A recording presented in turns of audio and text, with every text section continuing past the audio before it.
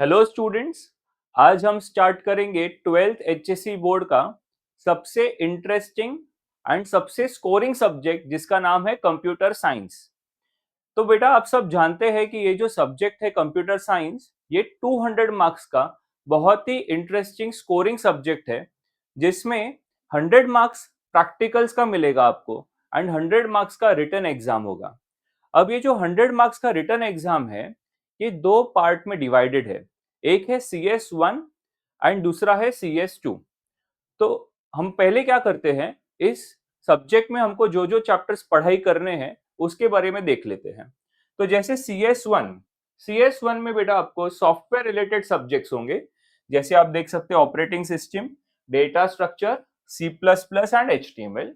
And CS2 में hardware related chapters होंगे जिनका नाम है, पहला है microprocessor 8085, next is programming of 8085, then microprocessor 8086, microcontroller 8051 and networking technologies. तो जैसे आप देख सकते हैं कि पार्ट 1 में there are only 4 chapters and part 2 में there are only 5 chapters. Okay, so the number of chapters are less and अगर आप अच्छे से इसको पढ़ो तो बहुत अच्छा स्कोरिंग सब्जेक्ट में से एक है ये। सो let us see why CS is a very scoring subject। सबसे पहले चीज हमें देखना है कि इसका पेपर पैटर्न कैसा होता है। तो जैसे अभी हमने डिस्कस किया कि CS सब्जेक्ट ये पूरा 200 मार्क्स का सब्जेक्ट है as compared to all other subjects. जैसे English 100 marks, physics, chemistry, math आपने जो लिया रहेगा ये सब 100 मार्क्स ईच है। लेकिन CS एक 200 मार्क्स का सब्जेक्ट है जिसमें से 100 मार्क्स ये प्रैक्टिकल्स का होगा। ओके, अगर आपने अच्छे से प्रैक्टिकल्स परफॉर्म किया तो स्टूडेंट्स को 100 ऑन 100 भी मिल जाता है। Next is remaining 100 marks will be your written exam. जो रिमेनिंग 100 मार्क्स है उसके लिए आपको रिटन एग्जाम देना होगा। ये जो रिटन एग्जाम है ये CS1 एंड CS2 ये दो पार्ट में कंडक्ट होगा। ओके, सो दो पार्ट में कंडक्ट होने वाला कोई भी एग्जाम नहीं है except CS। Let us first see एक दूसरे सब्जेक्ट का एक एग्जांपल लेते हैं। फॉर एग्जांपल हम लोग फिजिक्स को डिस्कस करते हैं। तो you all know in 12th standard physics, there are 16 chapters. Okay, 16 chapters आपको स्टडी करना है एंड ये 16 चैप्टर्स का 1 डे एग्जाम है। ऐसा नहीं कि फिजिक्स 1 अलग देना है, फिजिक्स 2 अलग देना है, नो, इसका 1 डे एग्जाम होगा। Okay, now on this day आपको पूरा 16 चैप्टर स्टडी करना है एंड 70 मार्क्स का एग्जाम होगा। This 70 marks exam will be for 3 hours. ये 70 मार्क्स का जो पेपर है that will be for 3 hours. Okay, now let us compare it with CS। first of all, CS will be conducted into two parts, CS1 and 2। CS1 का 50 marks का weightage होगा, CS2 का 50 marks का weightage होगा। अभी देखा हमने CS1 में सिर्फ 4 टॉपिक्स करने हैं एंड CS2 में 5 टॉपिक्स करने हैं। तो जैसे आप सबको मैंने बताया कि फिजिक्स 70 मार्क्स के लिए we get 3 hours of time. तो आप सब गैस कर सकते हो कि 50 मार्क्स के लिए कितना टाइम होगा। Yes, for 50 marks it has to be 2.5 hours, right? But you will be getting entire 3 hours for CS1 and 3 hours for CS2। यही तो लॉटरी है बेटा। आपको टाइम का बिल्कुल इश्यू नहीं होने वाला ये एग्जाम में। बच्चे 2 घंटे में पेपर खत्म करके 1 घंटा टाइम पास करते हैं। ओके, इतना टाइम मिलता है आपको पेपर लिखने के लिए। So what I suggest is इतना थरो प्रिपरेशन करो ना कि पूरा का पूरा पेपर ना विद ऑप्शन लिख के आ सकते हो आप। जैसे कि ये जो पेपर है CS का उसमें भर भर के ऑप्शन है बेटा। 80 to 90 मार्क्स का पेपर सेट होता है, मतलब with option it is around 80 to 90 marks का पेपर है और उसमें से आपको 50 मार्क्स लिखना है। तो जनरली टॉपर्स क्या करते हैं कि पूरा 80 टू 90 मार्क्स का पेपर लिख के आते हैं because they have sufficient time. जैसे लास्ट ईयर मेरी एक स्टूडेंट है जिसका नाम है श्रावणी पाटिल, बेटा उसको 200 आउट ऑफ 200 मिला है सीएस में, पूरा फुल मार्क्स मिला है। तो स्ट्रैटेजी सिंपल थी हमारी कि पूरा का पूरा पेपर अटेम्प्ट करके आए थे। व्हाई? बिकॉज 3 आवर्स मिलता है बेटा।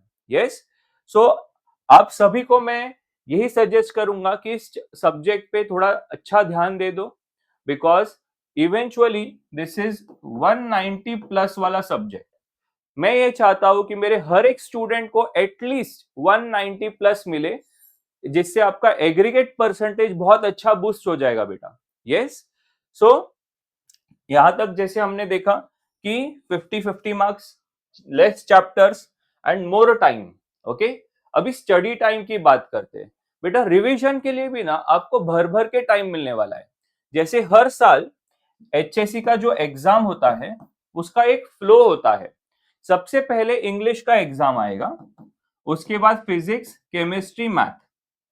मैं ये आपकी बात कर रहा हूं दिस एचएससी 2026। यस, अगले साल आपका एग्जाम है, राइट? सो सबसे पहला जो एग्जाम होगा फरवरी मंथ में, this will be English, after that physics, chemistry, math. अब ये सब एग्जाम्स के बीच में ना 1-2-3 दिन का गैप होता है मैक्सिमम, ये इनके बीच में 1 या 2 दिन का गैप होता है।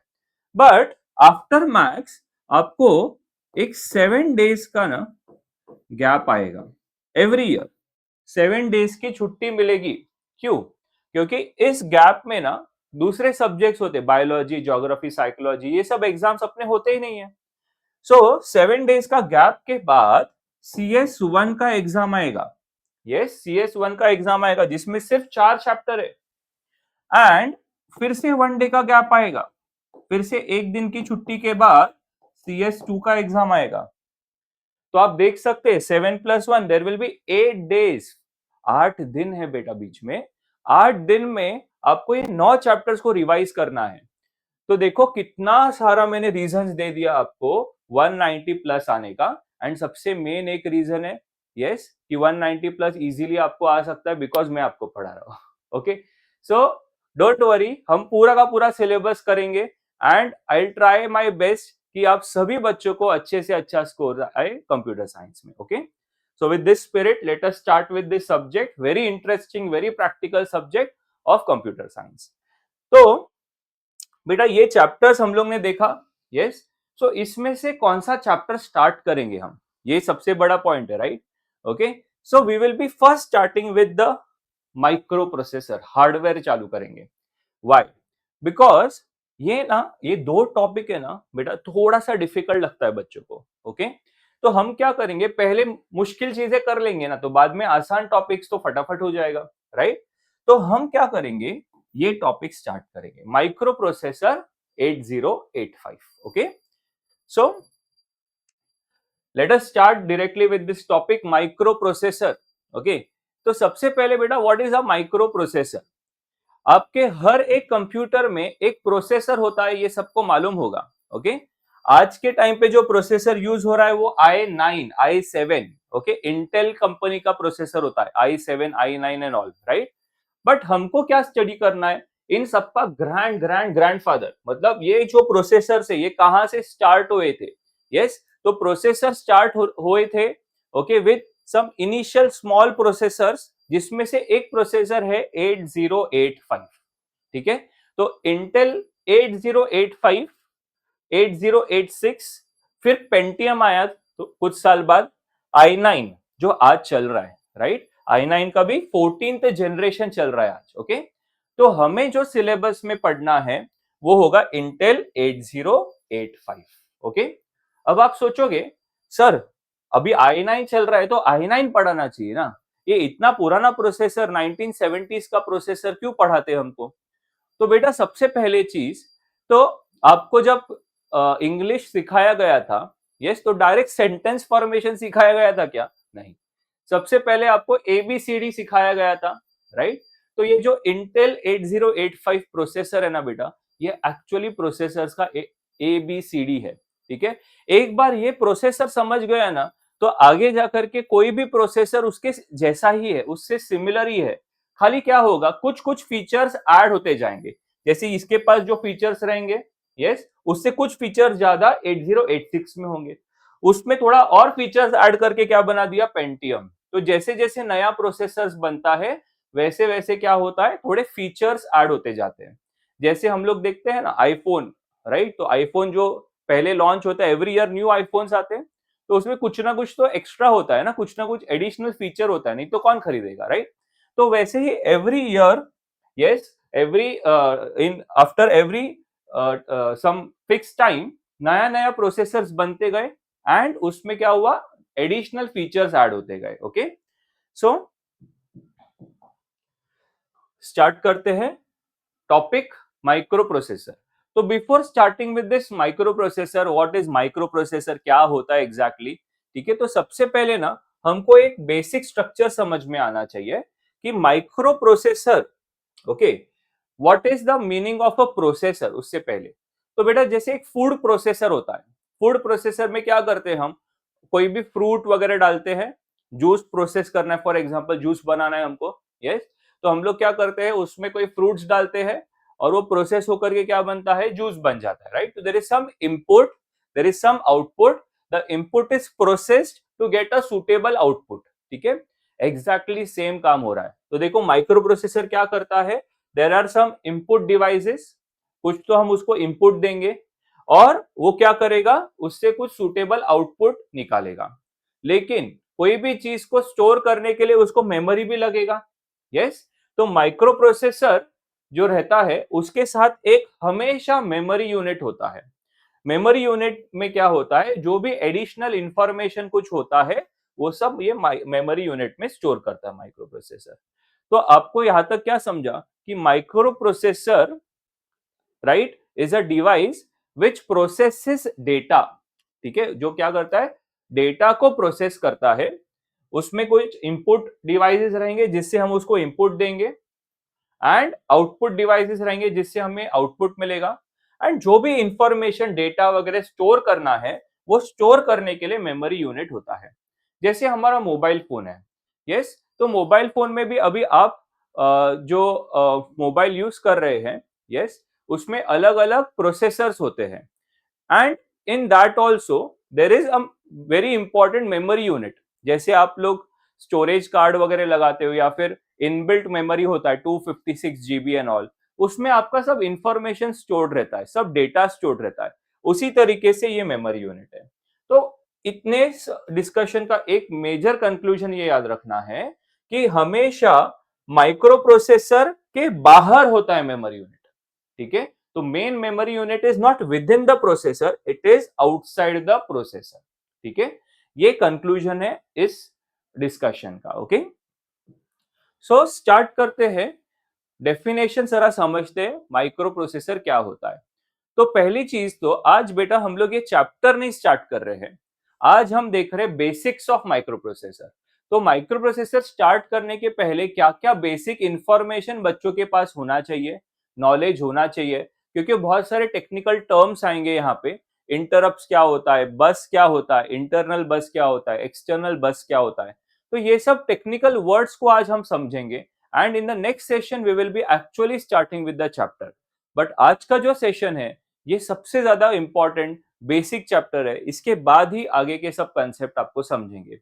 सो माइक्रो प्रोसेसर क्या होता है, it is an IC. What is IC, IC का फुल फॉर्म होता है integrated circuit, integrated circuits, IC, IC is integrated circuit. अब ये इंटीग्रेटेड सर्किट कुछ ऐसा दिखता है, इसको चिप भी बोलते हैं, आप सबने कहीं ना कहीं इसको देखा होगा। तो प्रोसेसर भी एक तरीके का क्या है, एक इंटीग्रेटेड सर्किट है, और ये मेटालिक पिंस है। ठीक है, तो प्रोसेसर में जो हम प्रोसेसर पढ़ेंगे 8085, ये प्रोसेसर का नाम है बेटा। तो 8085 में ऐसे 40 पिंस होंगे, 40 पिन का आईसी है। आईसी का full form integrated circuit. Okay, that can perform 3 basic operations. ये जो प्रोसेसर है ये 3 ऑपरेशंस परफॉर्म करता है। कौन से 3 ऑपरेशंस, फेच, डिकोड, एग्जीक्यूट। ये 3 इंस्ट्रक्शंस, 3 ऑपरेशंस परफॉर्म कर रहा है। वो 3 ऑपरेशंस कौन से हैं, फेच, डिकोड, एग्जीक्यूट। अब एक एक करके देखते हैं कि फेच का मीनिंग क्या होता है। First, fetch, programs stored in memory is fetched into the processor. तो जो भी प्रोग्राम है वो मेमोरी में स्टोर्ड रहेगा, उसको सबसे पहले क्या होता है, वो प्रोसेसर में फेच होता है। देखो ये, तो जो भी ये जो हमारा यस मेमोरी यूनिट है, इसमें क्या स्टोर्ड रहेगा, प्रोग्राम्स भी स्टोर्ड रहेगा, डेटा भी स्टोर्ड रहेगा। यस, तो जो भी चीज को प्रोसेस करना है उसको पहले क्या करना पड़ेगा, हमको फेच करना पड़ेगा। यस, तो फेच का मतलब क्या होता है, जो भी प्रोग्राम इंफॉर्मेशन मेमोरी में है उसको प्रोसेसर में लेना, ये सबसे पहला स्टेप है। Okay, so what is the first step? Yes, the first step is program stored in memory is fetched into the processor. I hope सबको समझ गया। सेकेंड स्टेप क्या है, डिकोड। ओके, डिकोड का मतलब क्या होता है, program return is in assembly language, it is decoded into machine language, that is ones and zeros। तो अब ये असेंबली लैंग्वेज क्या होता है? ओके, तो ध्यान से सुनना, ये प्रोसेस पूरा डिकोडिंग का मैं समझा रहा हूं आपको। सो यहां पर मैंने एक इंस्ट्रक्शन लिखा है जिसका नाम है add a comma b। अब ये जो इंस्ट्रक्शन है इसका लैंग्वेज कौन सा है, असेंबली लैंग्वेज।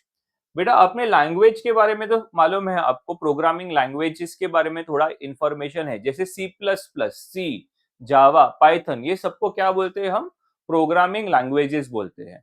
वैसे ही माइक्रो प्रोसेसर के लिए जो प्रोग्रामिंग लैंग्वेज है उसका नाम है असेंबली लैंग्वेज। ठीक है, तो असेंबली लैंग्वेज में हम इस तरीके के इंस्ट्रक्शंस लिखते हैं।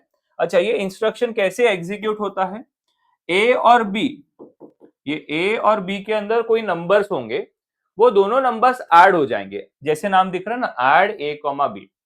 तो ऐड ए कॉमा बी का मतलब सिंपल है, ए और बी ऐड होगा। अच्छा, फिर आंसर कहां स्टोर होएगा, तो जो पहले लिखा रहता है उसी में आंसर स्टोर होता है। Okay, so add A comma B से क्या होगा, ए और बी ऐड होगा and the answer is stored in A. So this is assembly language. ये एक मैंने एग्जांपल लिया आपको समझाने के लिए। Okay, then this is the way in which we write the code. बेटा हम लोग ऐड ए कॉमा बी ऐसा लिखेंगे, बट प्रोसेसर को ना, सच में बोले तो हार्डवेयर को कोई भी लैंग्वेज समझ में नहीं आता एक्सेप्ट जीरोस एंड वंस। ये सबको मालूम है कि हर एक हार्डवेयर को सिर्फ जीरो या वन बाइनरी ही समझ में आता है। तो जो सेकंड स्टेप बहुत इंपॉर्टेंट क्या रहेगा, कि जो भी इंफॉर्मेशन हमने फेच किया वो किस में था, वो असेंबली लैंग्वेज में लिखा हुआ था, जो कि प्रोसेसर को समझ ही नहीं आता। तो सेकेंड स्टेप इज डिकोडिंग। अब समझ में आ रहा है कि प्रोसेसर के अंदर तो इंफॉर्मेशन आ गया बट उसको समझेगा ही नहीं, तो हम लोग को क्या करना पड़ेगा बेटा, उसको डिकोड करना पड़ेगा। डिकोड का मतलब क्या, converting it into machine language which is ones and zero. तो देखो हमने ये एक रैंडम नंबर लिखा है, मैंने इसको याद नहीं करना है आपको। ठीक है, तो ये ऐड ए कॉमा बी जो इंस्ट्रक्शन है इसको हमने कन्वर्ट कर दिया in 1001 1001। Okay, so see this add A comma B जो लिखा है ये मैंने, ये 8085 का कोड नहीं है। ठीक है, 8085 में ना we just tried add B. 8085 में आगे जाके हम देखेंगे इसको, ऐड बी लिखेंगे। ऐड बी का मतलब क्या होता है, बाय डिफॉल्ट ए से ऐड होता है और आंसर ए में ही स्टोर हो जाएगा। ठीक है, सो ये चीजें बाद में हम स्टडी करेंगे। ये जस्ट एक एग्जांपल के लिए मैंने आपको ऐड ए कॉमा बी का एक एग्जांपल दिया, बट एक्चुअल इंस्ट्रक्शन क्या है, ऐड बी, ये हम लोग नेक्स्ट चैप्टर में देखेंगे। ओके, सो सेकेंड पॉइंट जो था वो हमने देखा कि क्या है, डिकोड। डिकोड का मतलब क्या, the program is written in which language, assembly language. अब समझ में आ रहा है, जो भी प्रोग्राम हमने यहां से बेटा फेच किया रहेगा प्रोसेसर में, वो जो प्रोग्राम होगा वो किस में लिखा हुआ रहेगा, वो लिखा हुआ रहेगा इन असेंबली लैंग्वेज। बट प्रोसेसर को असेंबली लैंग्वेज समझता नहीं है, तो क्या होगा, उसको डिकोड करना पड़ेगा। किस में डिकोड करना पड़ेगा, मशीन लैंग्वेज में। ठीक है, तो देखो program written in assembly language, it is decoded into machine language, that is ones and zeros. हो गया, एंड वंस वो एक बार डिकोड हो गया, वंस इट गेट्स डिकोडेड, अब तो प्रोसेसर को मालूम है क्या करना है, यस प्रोसेसर को उसको एग्जीक्यूट करना है। तो third step is execute the program. तो this is the definition of microprocessor. तो क्या है माइक्रो प्रोसेसर, क्या होता है students? Microprocessor is an integrated circuit which performs three basic operation: fetch, decode, execute। fetch, decode, execute, fetch, decode, execute, ये याद रखो। yes, fetch का मतलब क्या होता है? प्रोग्राम कहाँ रहेगा, डेटा कहाँ रहेगा? मेमोरी में रहेगा। मेमोरी कहाँ पे है? प्रोसेसर के बाहर है। वहां से क्या होगा? प्रोसेसर के अंदर वो प्रोग्राम फेच होगा। फेच का मतलब समझ में आ गया, प्रोसेसर के अंदर आएगा। Program stored in memory is fetched into processor. Second step, decode करना। जो भी प्रोग्राम लिखा रहेगा वो कौन से लैंग्वेज में लिखा रहेगा? असेंबली लैंग्वेज में लिखा रहेगा। असेंबली लैंग्वेज प्रोसेसर वो समझता नहीं है, तो क्या होगा? उसको डिकोड करना पड़ेगा। किस में? मशीन लैंग्वेज में। मशीन लैंग्वेज क्या होता है? बाइनरी लैंग्वेज होता है, जीरोस एंड वंस में। एक बार वो डिकोड हो गया तो फिर उसके बाद में प्रोसेसर उसको लास्ट स्टेप क्या करेगा? एग्जीक्यूट कर देगा। तो this is the basic definition of micro processor. यहां हमने क्या देखा कि एक एग्जांपल देखा, ऐड ए कॉमा बी। इसमें ए और बी ऐड होता है और ए में ही जाके स्टोर होता है। Simple, this is assembly language. उसको डिकोड करना है in in machine language. Next is what is assembly language now. Second point, आज का डिस्कशन का सेकेंड पॉइंट क्या है कि machine language, assembly language, machine language, ये क्या होता है एग्जैक्टली? तो बेटा दो टाइप के लैंग्वेजेस होते हैं। एक होता है हाई लेवल प्रोग्रामिंग लैंग्वेज, एक होता है लो level programming language. High level programming language and low level programming language. ठीक है, सो ये यहां पर है हमारा हार्डवेयर, यहाँ पे हमारा हार्डवेयर। तो लो लेवल प्रोग्रामिंग लैंग्वेज क्या होता है? ओके, और यूजर ना इसके ऊपर बैठा है। हाई लेवल के ऊपर जो नेक्स्ट लेवल पे यूजर बैठा है। तो मैं इधर लिख देता हूं, ये हाई लेवल और यहाँ पे यूजर, यूजर या programmer. I hope this is clear. ये क्या है? हमारा हार्डवेयर मतलब कंप्यूटर है और यूजर ऊपर बैठा है। ठीक है, तो लो लेवल प्रोग्रामिंग लैंग्वेज क्या है? It is closer to the hardware but far from the user.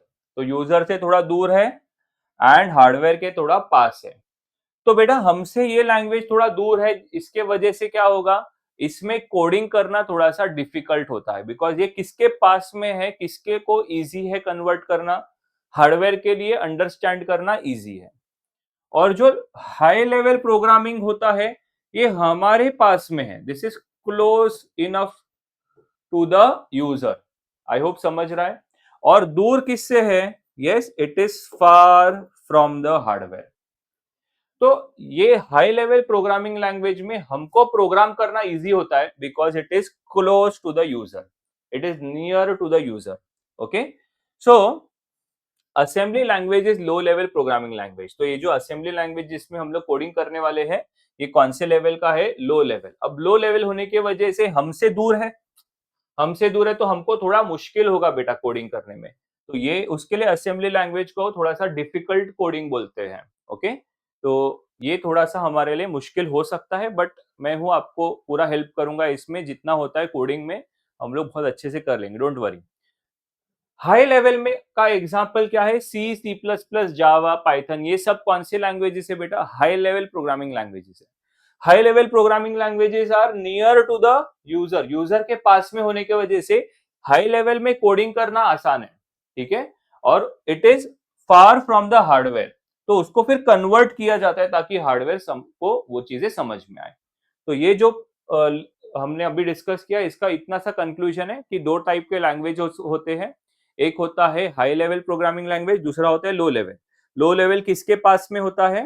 Hardware के पास में होता है, बट यूजर से दूर होता है, जिसके वजह से लो लेवल में कोडिंग करना यूजर के लिए थोड़ा सा डिफिकल्ट है। हाई लेवल किसके पास में होता है? यूजर के पास में होता है। यूजर के पास में होने की वजह से उसमें हाई लेवल लैंग्वेज में कोडिंग करना यूजर के लिए आसान होता है। बस इतना सा है। ठीक है, तो you just need to remember this line. Next is what is an instruction? तो इंस्ट्रक्शन क्या होता है स्टूडेंट्स? इंस्ट्रक्शन में दो पार्ट होते हैं, एक होता है ऑपकोड और दूसरा होता है ऑपरेंड। क्या होता है? दो पार्ट, एक होता है ऑपकोड, दूसरा होता है ऑपरेंड। सो ऑपकोड का फुल फॉर्म होता है ऑपरेशनल कोड, क्या ऑपरेशन परफॉर्म करना है। जैसे यहाँ पे मैंने एक एग्जांपल लिखा है, move A comma B. Yes, क्या लिखा है, मूव ए कॉमा बी, ये ऐसा लिखा है हमने, राइट। सो आप सबसे पहले सोचोगे सर मूव का स्पेलिंग तो गलत लिखा है आपने, मूव का स्पेलिंग तो MOVE होता है। यस, बट बेटा ये जो असेंबली लैंग्वेज में जब हम कोडिंग करते हैं तो हर एक इंस्ट्रक्शन ना हम लोग 3 अल्फाबेट में ही एक्सप्रेस करते हैं। जैसे पिछला एग्जांपल ऐड था, तो ऐड में भी 3 ही हम लोग ने AADD 3 अल्फाबेट्स में लिखा। उसके लिए मूव को हमने MOVE नहीं लिखा, MOV लिखा, राइट। अब मूव ए कॉमा बी में क्या होता है, यहां जो भी रहेगा ना इंफॉर्मेशन वो यहां चले जाएगा। तो सपोज बी में 25 है तो ए में भी 25 आ जाएगा। ओके, तो move the content of B in A, अगर मैंने लिखा मूव ए कॉमा सी तो क्या होगा, सी में जो भी इंफॉर्मेशन है वो ए में आ जाएगा। अगर मैंने लिखा मूव बी कॉमा सी तो क्या होगा, सी में जो भी इंफॉर्मेशन है वो बी में आ जाएगा। Okay, so this is one example of N instruction. तो इंस्ट्रक्शन में दो चीज होती है, एक होता है ऑपकोड और ये ए और बी को बोलते हैं ऑपरेंड, सिंपल ऑपकोड ऑपरेंड्स, ठीक है। A combination of opcode and operands that can be used to instruct a system is called as an instruction. तो ये ऑपकोड और ऑपरेंड्स यूज करके हम कोई भी सिस्टम को बोल सकते हैं कि ये काम करके बता, इंस्ट्रक्ट कर सकते हैं, तो उसको क्या बोलते हैं, हम इंस्ट्रक्शन बोलते हैं। तो move A comma B, this is one instruction. Move is the opcode, A and B are the operands. इस इंस्ट्रक्शन में क्या होगा, whatever is the content in B वो मूव हो जाएगा ए में। Above instruction moves the content of register B in B and A. Okay, तो ये बी का कंटेंट जो है वो ए में मूव हो जाएगा। To be clear, the contents of register B in A, this is better, ठीक है। तो moves the content of register B in A register। Okay, आगे बढ़ते हैं। Now what is definition of opcode and operand, अभी देखा हमने। तो मूव क्या था, ऑपकोड था, ए और बी क्या था, ऑपरेंड्स थे, correct. So a binary code used to indicate the operation to be performed is called as operational code or opcode.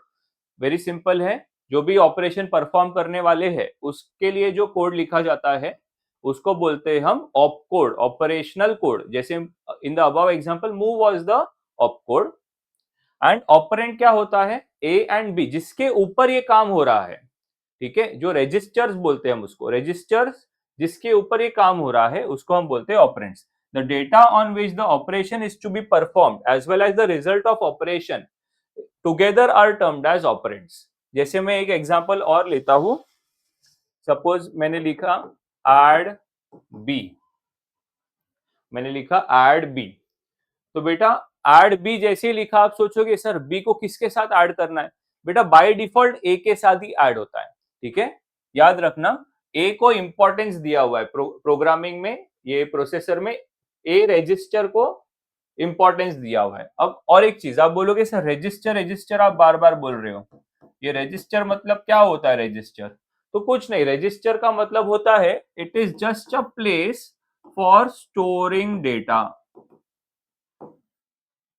It is just a place for storing data. जैसे अगर मैं ए register बात कर रहा हूं तो ए रजिस्टर में कुछ तो नंबर स्टोर कर सकते हैं, बी रजिस्टर की बात कर रहा हूं तो बी में कोई भी दूसरा एक नंबर स्टोर कर सकते हैं, सी की बात कर रहा हूं तो सी में कोई नंबर स्टोर कर सकते हैं। आ रहा है समझ में।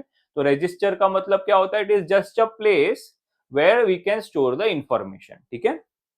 तो वापस आते ही एग्जांपल पे ऐड बी, तो ऐड बी में क्या होगा, बाय डिफॉल्ट ए के साथ में बी का नंबर ऐड होएगा, ए और बी ऐड हो जाएगा। देखो ए में क्या था 25, बी में क्या है 28, ये दोनों ऐड हो जाएगा। अच्छा, ऐड होने के बाद कहां स्टोर होएगा, ये स्टोर होएगा फिर से ए में। आया सबको समझ में। यस, तो ऐड बी क्या करेगा, ए और बी का कंटेंट ऐड करेगा और ए में ही स्टोर करेगा। फिर आप सोचोगे सर फिर इसका क्या मतलब, ऐड सी क्या करेगा, ऐड सी क्या करेगा, आपने गैस किया रहेगा, सी का वैल्यू ऐड होगा किसके साथ, ए के साथ। अब क्लियर हो गया, हमेशा ए के साथ ही ऐड होता है और आंसर फिर से ए में ही स्टोर होता है। ओके, तो ये क्या बोल रहा है, ऑपरेंड्स क्या होता है, ये ए सी एज वेल एज जो रिजल्ट जिसमें इंफॉर्मेशन स्टोर हो रहा है, इन सबको मिला के क्या बोलते हैं हम, ऑपरेंड्स। ओके, तो देखो अभी the data on which operation is to be perform, ये डेटा है देखो, as well as the result of operation, जो रिजल्ट तैयार हुआ उन सबको क्या बोलते हैं हम, ऑपरेंड्स बोलते हैं। आई hope this is very clear, opcode and operands. ठीक है, तो थोड़ा सा थियोरेटिकल लगेगा बेटा ये सब, आपको कोई डेफिनेशन आपको मेमोराइज रट्टा नहीं मारना है, लेकिन ये बेसिक्स कर रहे, क्योंकि बार बार कहीं पे ऑपकोड वर्ड आ जाएगा, ऑपरेंड वर्ड आ जाएगा, तो आपको मालूम होना चाहिए। ऑपकोड मतलब सिंपल मूव, ये मूव या ऐड, इन सबको ऑपकोड बोलते हैं। उसके बाद में जो रजिस्टर्स लिखा जा रहा है ए बी वगैरह, ये सबको क्या बोलते हैं, ऑपरेंड्स बोलते हैं। Very simple. ओके, आगे बढ़ते हैं। Next is instruction set. तो इंस्ट्रक्शन सेट एग्जैक्टली क्या होता है, तो एक सपोज मैंने माइक्रो प्रोसेसर ले लिया, माइक्रो प्रोसेसर 8085, माइक्रो प्रोसेसर 8085। ठीक है, तो बेटा अगर इसको मैंने एक इंस्ट्रक्शन दिया ऐड, तो एडिशन करेगा वो। अगर मैंने इसको दिया सबट्रैक्ट, तो सबट्रैक्शन कर देगा। लेकिन अगर मैंने इसको दिया मल्टीप्लिकेशन या डिवीजन, तो ये नहीं कर पाएगा। 8085 मल्टीप्लिकेशन डिवीजन नहीं कर पाएगा, बिकॉज मल्टीप्लिकेशन एंड डिवीजन उसके इंस्ट्रक्शन सेट में आते ही नहीं है।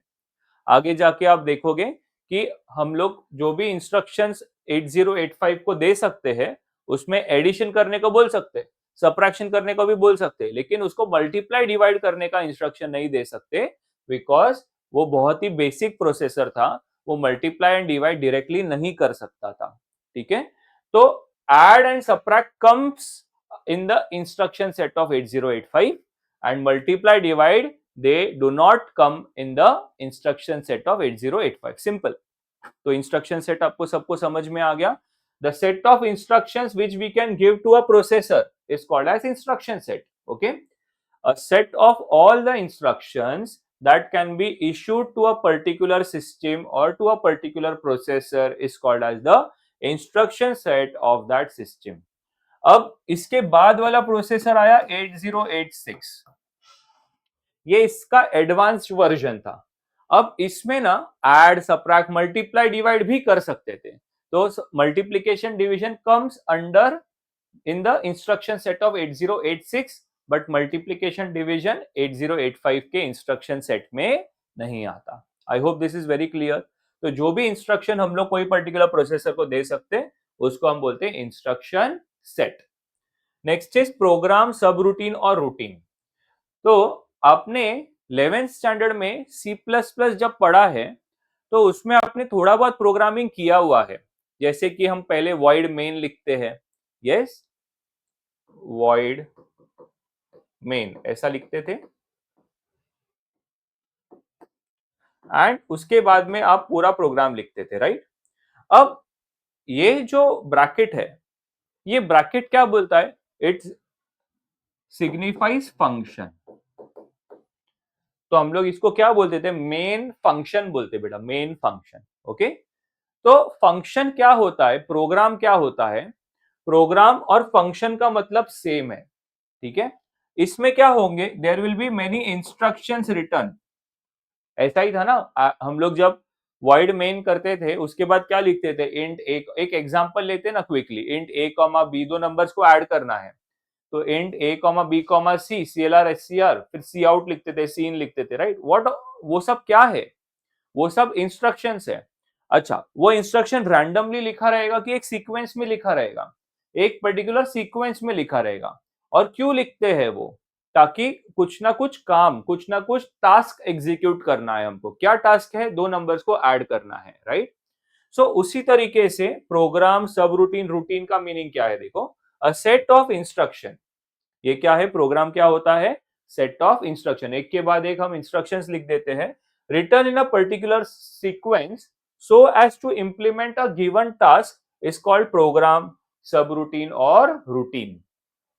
अब यहाँ ये बेसिक्स का इंपॉर्टेंस देखो, ये वर्ड आया रूटीन, सब रूटीन, जब भी ये वर्ड आया तो टेंशन लेने का नहीं, ओके। रूटीन, सब रूटीन, इन सबका मतलब प्रोग्राम ही होता है बेटा।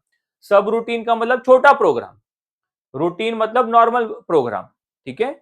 सो देखो फिर से देखते हैं, अ set of instruction return in a particular sequence, एक पर्टिकुलर सीक्वेंस में हम लोग वो इंस्ट्रक्शन को लिखते हैं ताकि कोई ना कोई टास्क परफॉर्म हो, so as to implement a given task is called as program, routine or subroutine. A subroutine is similar to functions used in high level languages. तो C++ में आप लोग ने एक functions का concept सीखा रहेगा, तो वो जो functions था वही सेम चीज यहां हम implement करेंगे, तो उसका नाम होता है subroutine.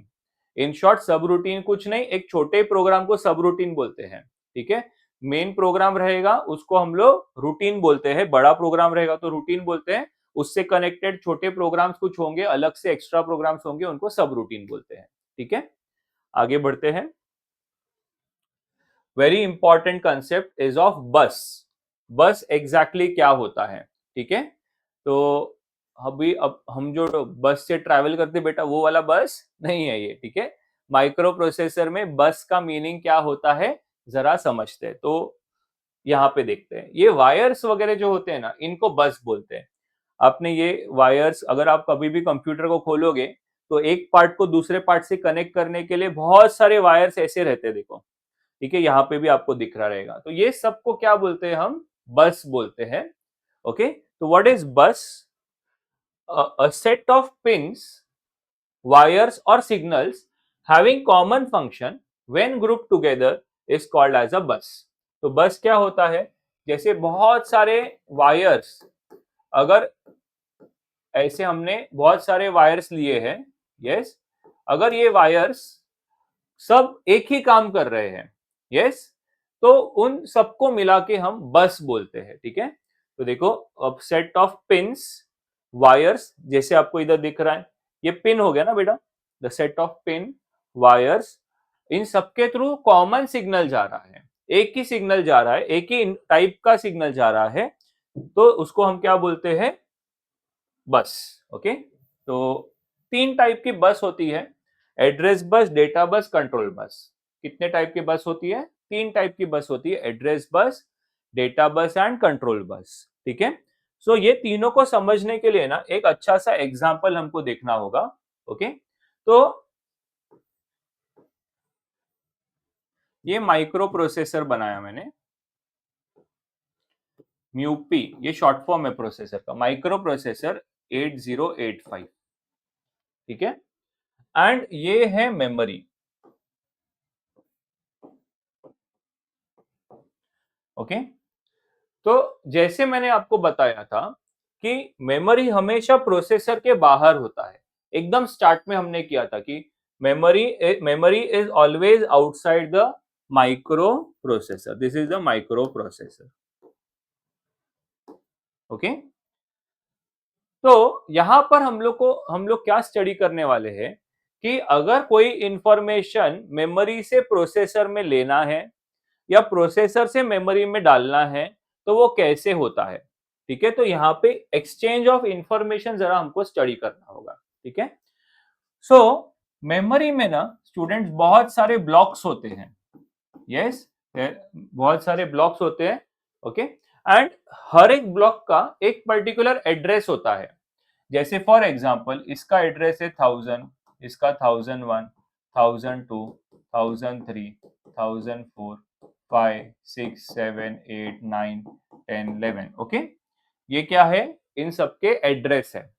इसको जरा इमेजिन करते हैं, एक एग्जांपल लेते हैं, जैसे एक पर्टिकुलर बिल्डिंग है, तो बिल्डिंग में बेटा कैसा होता है, फ्लैट को नंबरिंग दिया रहता है, यस, फ्लैट नंबर 1000, 1001, 1002, ऐसा नंबरिंग दिया रहता है पूरे एक particular floor, suppose first floor है और 5 रूम्स है, 5 फ्लैट्स है, तो 101 से 105, सेकेंड फ्लोर के लिए 201 से 205, तो सबको क्या दिया है, नंबरिंग दिया है। उसी तरीके से मेमोरी में जो भी खांचे होते हैं, मैं हमेशा मजाक में खांचे बोलता हूँ, ठीक है, तो ये खांचे जो होते हैं वो खांचों को हमेशा क्या होता है, नंबर दिया रहता है, ये स्लॉट्स को नंबरिंग दिया रहता है बेटा। क्यों नंबरिंग दिया रहता है, तो मालूम कहां पड़ेगा किधर से उठाना है, कहां पे डालना है। यस, अगर बिल्डिंग में फ्लैट को नंबरिंग नहीं दिया है तो कंफ्यूजन होगा ना हर बार। यस, तो दैट इज व्हाई हमेशा ये जो स्लॉट्स होते हैं उनको नंबरिंग दिया रहता है। अब सपोज कि प्रोसेसर को ना यहाँ पे कोई इंफॉर्मेशन सेंड करना है, मतलब प्रोसेसर से इंफॉर्मेशन यहां जाएगा, तो सबसे पहले क्या होगा, उसको एड्रेस देना पड़ेगा। क्या देना पड़ेगा, एड्रेस। ओके, एड्रेस की कहाँ स्टोर करना है इंफॉर्मेशन को, कहाँ, इतने सारे बड़ा इतना मेमोरी है उसमें कहाँ स्टोर करना है।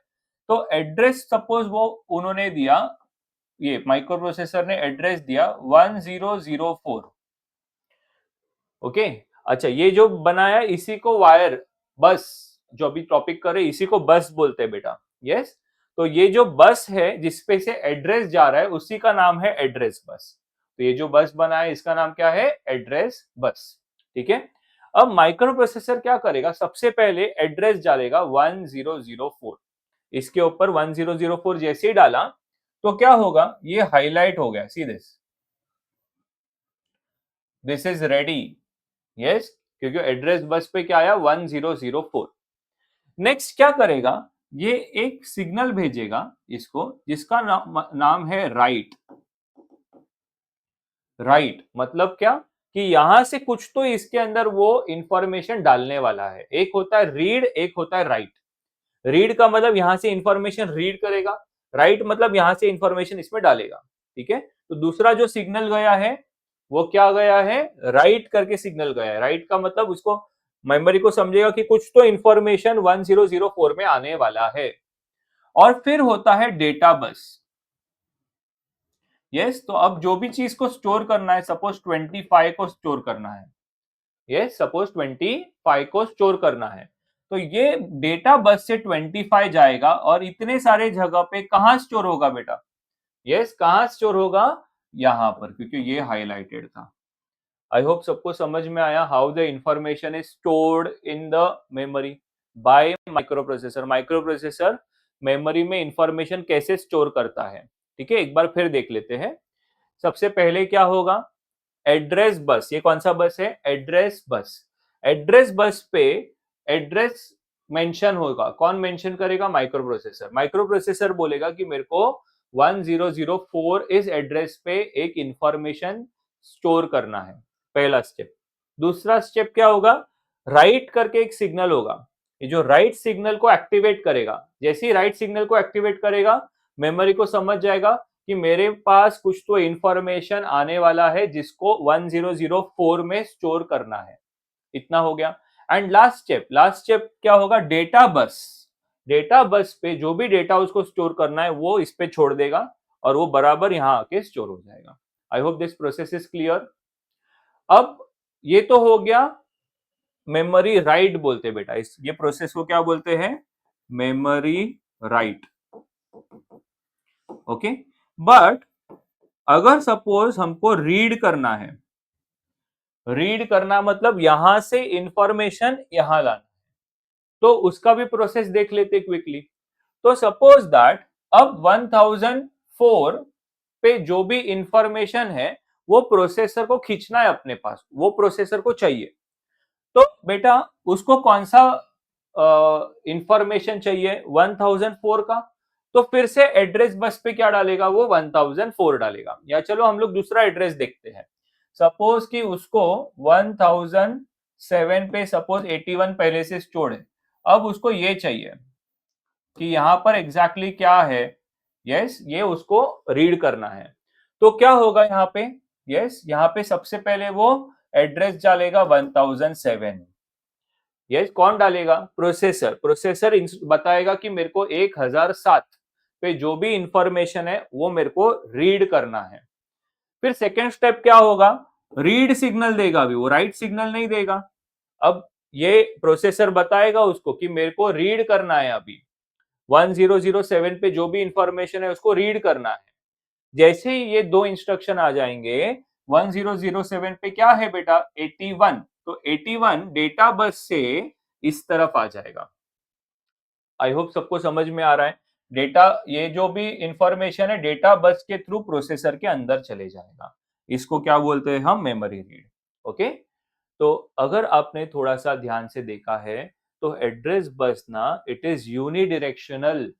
ये देखो, ये सिर्फ प्रोसेसर से मेमोरी को मिलने वाला है, बट जो डेटा बस है ना ये बाई डायरेक्शनल है, क्योंकि मेमोरी राइट भी होता है, मेमोरी रीड भी होता है। मेमोरी राइट में क्या होगा, डेटा यहां से यहां जाएगा। मेमोरी रीड में क्या होगा, डेटा यहां से यहां जाएगा। उसके लिए डेटा बस क्या होते हैं, बाई डायरेक्शनल। और ये जो रीड राइट लिखा है ना बेटा, इनको हम बोलते हैं कंट्रोल सिग्नल्स। Control signals. अब ये कंट्रोल सिग्नल्स ना बहुत वैरायटी के होते हैं। हमने तो दो ही वैरायटी देखी अभी, रीड एंड राइट। ओके, इसको देखते हुए जनरलाइज नहीं कर सकते कि सर ये हमेशा बाहर की तरफ होता है, नहीं, कोई कोई सिग्नल अंदर की तरफ भी होता है प्रोसेसर से। जैसे ये प्रोसेसर से बाहर जा रहा है, तो प्रोसेसर के अंदर आने वाले भी कंट्रोल सिग्नल्स होते हैं।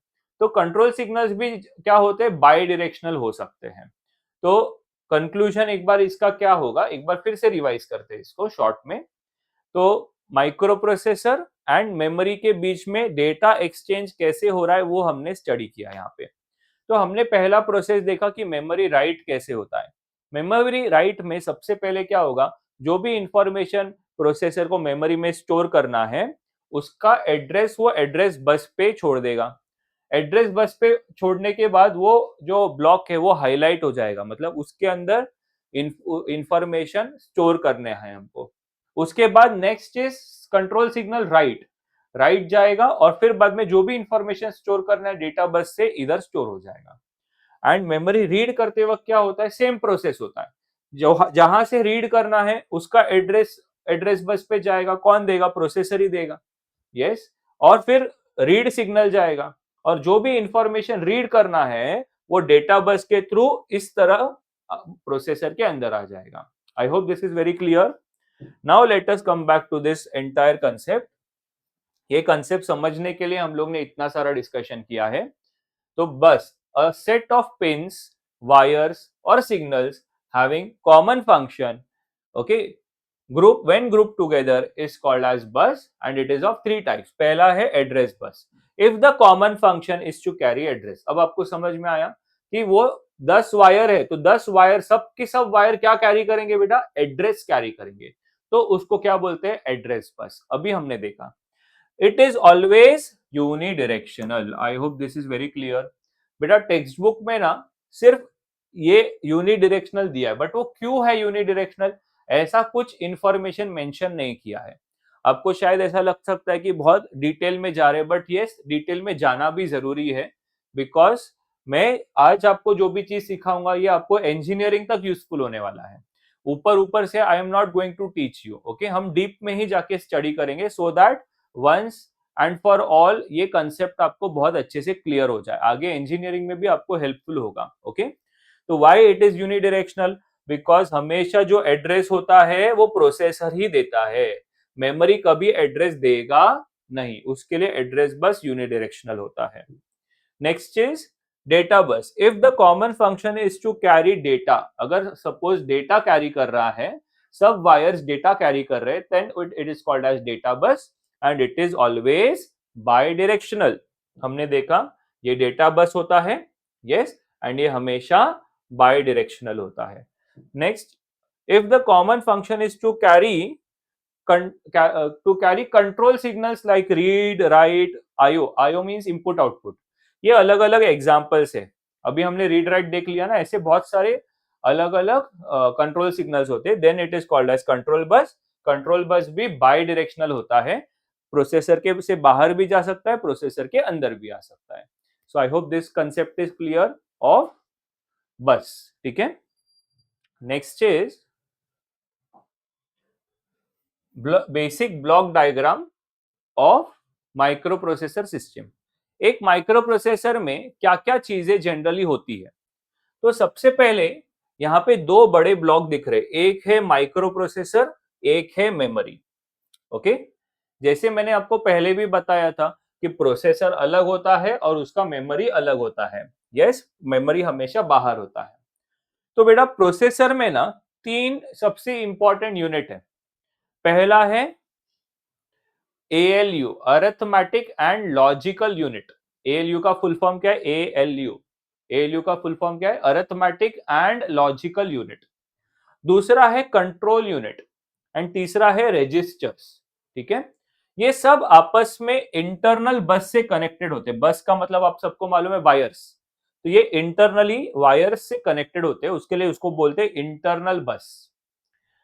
वैसे ही मेमोरी में भी तीन टाइप के मेमोरी होती है। एक होती है प्रोग्राम मेमोरी, दूसरा डेटा मेमोरी, तीसरा स्टैक मेमोरी। ये जो तीनों मेमोरी है, यस, ये सब प्रोसेसर के बाहर होती है एंड प्रोसेसर और मेमोरी को कनेक्ट करने वाले बस को बोलते हैं एक्सटर्नल बस। तो जरा ये ऊपर ऊपर से मैंने आपको बता दिया, अब जरा डिटेल में हम इसको स्टडी करेंगे। ओके, सो जैसे कि हम लोग सबसे पहले ये ALU के बारे में स्टडी करते हैं। तो ALU को मैं बोलता हूं हार्ट ऑफ प्रोसेसर। ठीक है, बुक में लिख के मत आना, मतलब एग्जाम में। ओके, सो ALU मेरे लैंग्वेज में मैं बोल रहा हूं, ALU क्या है? Heart of the processor. Why? Because addition subtraction जो भी काम है ना बेटा, वो कौन करके देने वाला है? ALU, arithmetic and logical unit. तो अरिथमेटिक मतलब क्या? प्लस माइनस ये सब इंस्ट्रक्शंस। तो कितने अरिथमेटिक ऑपरेशन कर सकता है मालूम है? ये 16। कितने? 16 अरिथमेटिक ऑपरेशंस कर सकता है ये। एडिशन सब्ट्रैक्शन ऐसे 16 ऑपरेशंस। और लॉजिकल ऑपरेशंस भी 16 लॉजिकल ऑपरेशंस कर सकता है ये। यस, लॉजिकल मतलब क्या? आपने वो पढ़ा था, देखो, AND gate, OR gate, NOT gate, XOR gate, वो सब लॉजिकल ऑपरेशंस, उसको लॉजिक बोलते बेटा। तो वैसे लॉजिकल ऑपरेशंस कितने कर सकता है? 16। इसका मतलब ये जो ब्लॉक है, ये जो डब्बा बनाया है ALU, ये टोटल कितने ऑपरेशंस कर सकता है? 32। यस, हमेशा याद रखना बेटा, कितने ऑपरेशंस कर सकता है ये? 32। मजाक में मैं बोलता हूं अपने कितने दांत है बेटा? 32 दांत है, ये तो मालूम है। यस, तो उतने ऑपरेशंस ये परफॉर्म करता है। कभी आपका कोई वाइवा लेगा, ओरल लेगा, पूछेगा ALU में कितने ऑपरेशंस होते हैं, याद रहेगा आपको 32 ऑपरेशंस होते हैं। कौन से 32 होते हैं बेटा? 16 अरिथमेटिक, 16 लॉजिकल, सिंपल। ओके, ये ALU हो गया, it is the heart of the processor. Next is control unit. Control unit क्या करता है? पूरे प्रोसेसर को कंट्रोल करता है बेटा। तो उसके लिए मैं इसको बोलता हूं, it is brain of the processor. ये ब्रेन है, दिमाग है प्रोसेसर का। ठीक है, तो control unit is very important because data यहां से लाना, यहां से बाहर भेजना, ये सब काम कौन करता है? Control unit. ठीक है, बेसिकली ये सबको कंट्रोल कर रहा है। ALU को भी यही कंट्रोल कर रहा है। ALU को भी यही बताएगा कि ये दो नंबर को ले, ऐड करके दे। तो काम मेन कौन हो गया इसमें? Control unit. ठीक है, this is the brain of the microprocessor. And third part is the registers. जैसे आपको याद है, मैंने A B ऐसे रजिस्टर्स लिखे थे। तो यहाँ पे वो रजिस्टर्स स्टोर होते हैं, A B C वगैरह जो रजिस्टर्स होते हैं ना, वो सब यहाँ पर है। और रजिस्टर्स में क्या स्टोर होता है बेटा? डेटा स्टोर होता है। तो registers are use for temporary storage of data. Registers क्या काम में आते हैं? टेम्पररी इंफॉर्मेशन को स्टोर करने में आते हैं। परमानेंटली डेटा कहाँ स्टोर होता है? परमानेंटली वो मेमोरी में होता है। ये तो सबको मालूम है, जो भी डेटा है, प्रोग्राम है, वो परमानेंटली इधर स्टोर होएगा। बट जब वो यहां से यहां फेच होगा, अब देखो टेक्निकल वर्ड आया फेच, याद है? Fetch, decode, execute. तो मेमोरी से इंफॉर्मेशन इधर फेच होगा, डेटा फेच होगा। तो बेटा यहाँ पे कहां पे स्टोर करेंगे उसको? कहां पे तो रखना पड़ेगा ना। तो ये हो गया रजिस्टर्स। समझ में आ रहा है? तो मैं रजिस्टर्स को क्या बोलता हूं? Guest house. मेहमान को किधर रखते हैं? Guest house. समझ में आ रहा है? तो यहां से जो भी इंफॉर्मेशन आएगा वो रजिस्टर में स्टोर होएगा।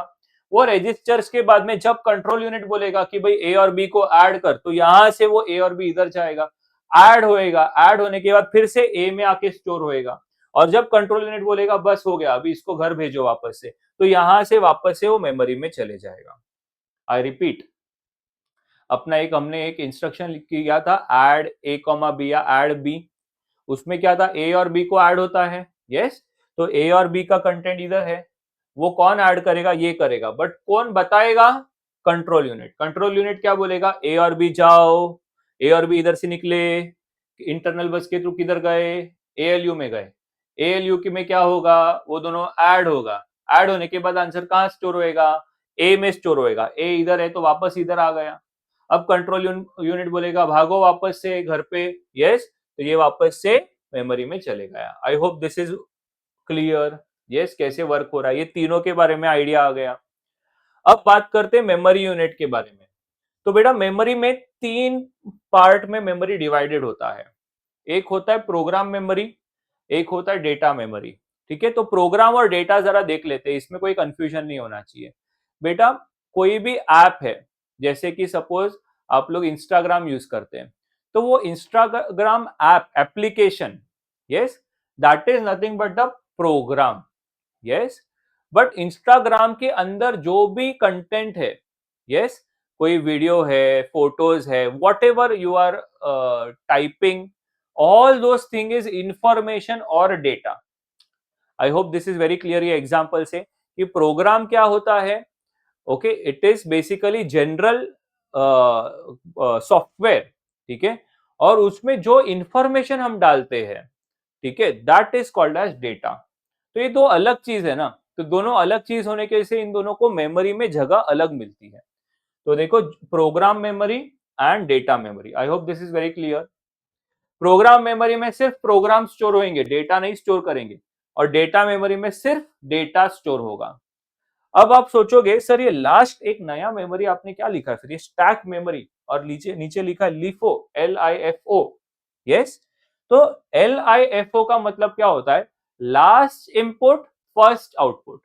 तो ये ना बेटा एक स्पेशल टाइप का मेमोरी है। ये मेमोरी क्या है, this is a special memory, special memory which operates in last input first output manner. It operates in last input first output manner। बहुत इजी है, एक बहुत अच्छे एग्जांपल से बता दूंगा। जरा बेटा याद करो, आप स्कूल में थे, यस, स्कूल में पढ़ाई करते थे आप, तब टीचर्स बोलते थे ना कि अपने अपने नोटबुक्स ला करके डेस्क पे रखो फॉर चेकिंग। थोड़ा याद करो, ऐसा होता रहेगा। तो टीचर बैठी रहेगी, सब बच्चे लोग अपना अपना नोटबुक क्या करते हैं, डेस्क पे लाते हैं और रख देते हैं। फिर आप क्या कर देते हैं, यस, चुपके से है ना थोड़ा बुक्स उठा देते और अपना बुक बीच में खसका के रख देते थे, ऐसा बराबर है, याद आ रहा है। ऐसा क्यों करते थे, क्योंकि जिसने लास्ट में रखा उसी का बुक पहले चेक होएगा, yes, exactly same, last input first output. जो चीज लास्ट में रखी जाएगी वही सबसे पहले बाहर निकलेगा, ठीक है। तो ये मेमोरी ना, ये एक स्पेशल मेमोरी है। इसमें हमको वो चीजें डालनी है जो अभी एग्जैक्टली अभी यूज में नहीं आ रही, लेकिन थोड़े टाइम बाद में यूज में आने वाली है। तो मैं क्या करूंगा, उसको स्टैक में डाल दूंगा। स्टैक में डाल दिया मैंने उसको, और जब चाहिए तब निकालूंगा, तब वही पहले आएगा।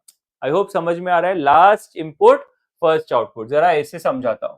सपोज दैट ये बुक्स रख दी हमने, यस। अब एक बुक है मेरे पास हाथ में जो मेरे को अभी नहीं चाहिए, लेकिन थोड़ी देर बाद में काम में आने वाली है। तो मैं क्या करूंगा, उसको इधर इधर नहीं डालते हुए मैं इधर डाल दूंगा, क्योंकि मेरे को जस्ट थोड़े टाइम बाद में काम में आने ही वाली है ना वो। तो बुक उठाया मैंने, इस पे डाल दिया, रख दिया। अभी देखो ये इधर आ गया बुक, यस, ये वो बुक है। अब क्या थोड़े टाइम बाद में मुझे चाहिए वो, तो मैं जब उसको लेने जाऊंगा तो मेरे को पूरा सर्च करने की जरूरत नहीं है, मैं सिर्फ ऊपर वाला उठा लूंगा। समझ में आ रहा है। तो ये इंपॉर्टेंस है स्टैक मेमोरी का। Last input come first output, it comes out first, okay. तो लेट अस सी, अभी इसका हमने पूरा कंसेप्ट सीख लिया है, तो हम लोग इसका थोड़ा थ्योरी रीडिंग करते हैं। तो microprocessor is made up of three major components. कौन से तीन कंपोनेंट्स है, ALU full form arithmetic and logical unit, yes, then control unit and registers. So ALU it can perform 32 operations, 16 arithmetic and 16 logical operations. Registers used for temporary storage of data from processor, from memory, used for temporary storage of data from memory, क्योंकि data यहां से क्या होता है, memory से information इधर आता है, रजिस्टर्स में जाके वो स्टोर होता है।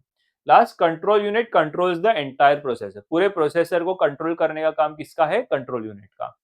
मेमोरी में तीन चीजें, मेमोरी आउटसाइड द प्रोसेसर होता है, memory is outside the processor, it is also made up of three components, तीन कंपोनेंट से बनता है, program memory, data memory and stack memory. Program memory में क्या होता है, use to store programs, data memory use to store data, simple है। Stack memory is a special type of memory that operates in last input first output manner, जो last में जाएगा वही सबसे पहले आएगा, तो इसका वो है स्पेशल मेमोरी जिसका नाम है स्टैक। ओके, अब आगे आते हैं मेमोरी स्ट्रक्चर।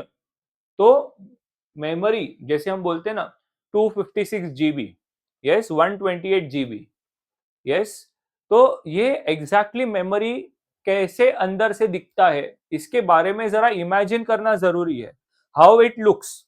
ओके, तो वो अभी हम स्टडी करेंगे, this is not in syllabus, okay, but processor का बेसिक समझने के लिए एक आइडिया आना चाहिए कि मेमोरी एग्जैक्टली कैसे वर्क होता है, ठीक है।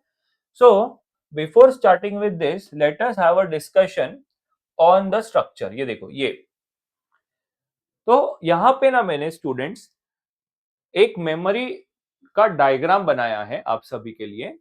तो जैसे आप देख सकते हो यहाँ पे 1 2 3 4 5 6 7 8 9 10 11 12 13 14 15 16, देर आर टोटली 16 लोकेशंस। क्या है बेटा यहाँ पे, 16 लोकेशंस, ठीक है। अब ये लोकेशंस को एड्रेस कैसे दिया है, ये सब एड्रेस है बेटा यहाँ पे, ठीक है। तो 01 आपको मालूम है बाइनरी कैसे लिखा जाता है, यस, पहले हम 01 01 01 ऐसा लिख देते हैं, फिर उसके बाद 2 बार 0 2 बार 1 2 बार 0 2 बार 1 ऐसा लिख देते हैं, फिर 0 0 0 0 1 1 1 1 4 बार लिखते हैं, एंड फिर 8 बार 0 0 0 0 0 0 0 1 1 1 1 1 1 1 1। तो इस तरीके से मैंने यहाँ पे एड्रेसेस दे दिए हैं। तो it start the address starts from 0000 and it ends at 1111। I hope this is clear, yes. हर एक ब्लॉक में ना बेटा 8 बिट्स स्टोर कर सकते हैं, 8 बिट। 8 बिट का मतलब कुछ ऐसा 10110101, इसको बोलते हैं बिट। बिट मतलब 1 या 0, एक इंफॉर्मेशन को बिट बोलते हैं, और इन सबको मिला के बाइट बोलते हैं। एक इंफॉर्मेशन को बिट बोलते हैं और इन सबको मिला के बाइट बोलते हैं। तो देखो 8 bit is equal to 1 byte, नीचे मैंने क्या लिखा है, 8 bit is equal to 1 byte. इसका मतलब क्या कि ये 16 लोकेशन, ये टोटल 16 लोकेशन है, और उसमें जो एक लोकेशन है, 1 location, that is equal to 1 byte. तो ये मेमोरी कौन सा हो गया मालूम है, देखो टोटल मेमोरी साइज इज 16 लोकेशन, there are total 16 location multiply by 1 byte. Okay, तो दिस बिकम्स अ 16 बाइट का मेमोरी। ये जो मैंने मेमोरी स्ट्रक्चर बनाया है ये 16 बाइट का है। मैं इधर लिख के बताता हूं, टोटल मेमोरी साइज जो आपको अभी इधर दिख रहा है, टोटल लोकेशंस कितने बेटा, 16 लोकेशन, इनटू हर एक लोकेशन पे कितना अमाउंट ऑफ मेमोरी स्टोर हो रहा है, 1 byte. Yes, see this is a byte, 1 byte information store हो सकता है, 1 byte. So totally it become 16 byte, ये टोटल 16 बाइट हो गया। यहां लिखा है मैंने D0 D1 D2 D3 से D7, D means data, D0 से D7 मींस 8 बिट का डेटा। तो इधर देखो डेटा राइट, इंफॉर्मेशन जाएगा D0 टू D7, बाहर निकलेगा डेटा, रीड करते वक्त बाहर निकलेगा, यस, D0 टू D7।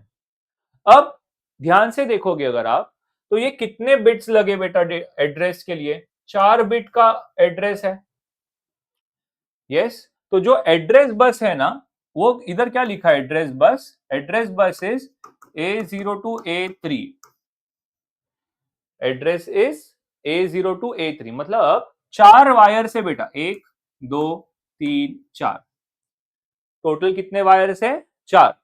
अब वो 4 वायर्स पे डेटा जाएगा, वो 4 वायर्स पे डेटा जाएगा, सपोज गया 0001, 0001, तो जैसे ही 0001 गया, ये 0001 है, ये हाईलाइट हो जाएगा बेटा।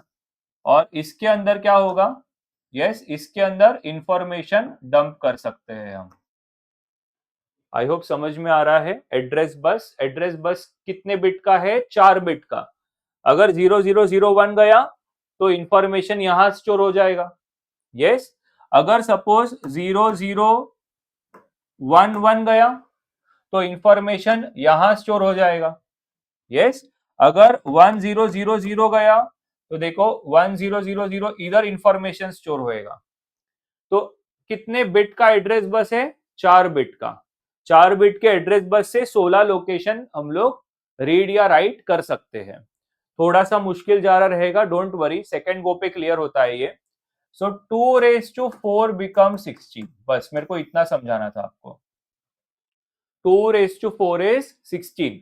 मतलब 16 लोकेशंस को अगर हमको एक्सेस करना है, रीड राइट करना है 16 लोकेशंस को, तो मिनिमम 4 वायर लगेंगे। एड्रेस बस कितने वायर का होगा? 4 वायर का होगा। ठीक है, तो 4 वायर्स की मदद से हम लोग 16 लोकेशन को एक्सेस एग्जीक्यूट कर सकते हैं। ठीक है, मैं एक और एग्जांपल से बताता हूं, थोड़ा छोटा ले लेता हूं अभी मैं। सपोज दैट मैंने एक मेमोरी बनाया है। ठीक है, 8 बाइट का मेमोरी बना रहा हूं आपके लिए, इजी होना चाहिए थोड़ा। तो I am drawing a memory of 8 bytes. 8 byte का मतलब क्या होगा? 1 2 3 4 5 6 7 और 8। 8 लोकेशंस हो गए बेटा। हर एक लोकेशन में कितना इंफॉर्मेशन स्टोर होएगा? 1 बाइट। ये खांचे में 1 बाइट, इसमें 1 बाइट, तो ये टोटल 8 बाइट हो गए ना। अरे, एक में 1 बाइट है तो टोटल हो गए 8 बाइट। बट इसको एड्रेस देना पड़ेगा अपने को। तो एड्रेस कैसे दे सकते हैं? देखो, 01010101 पहले ये, फिर 00110011, यस, लास्ट 00001111। देखो, सबको एड्रेस अलग अलग मिल गया। एड्रेस पहले वाले का एड्रेस क्या है? 000, सेकेंड का एड्रेस क्या है? 001, एंड लास्ट वाले का क्या है? 111।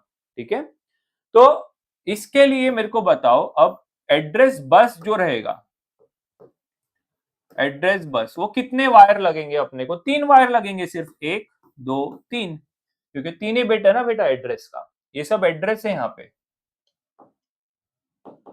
ठीक है, तो ये 3 जो हमारे ये है बिट्स है, एड्रेस है, उसका इंफॉर्मेशन इधर डाल दिया 100 फॉर एग्जांपल।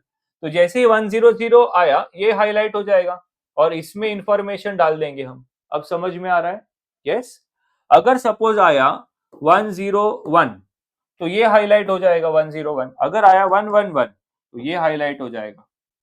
तो in short, what is the relation between the address bus and the number of locations? तो there are total 8 locations here.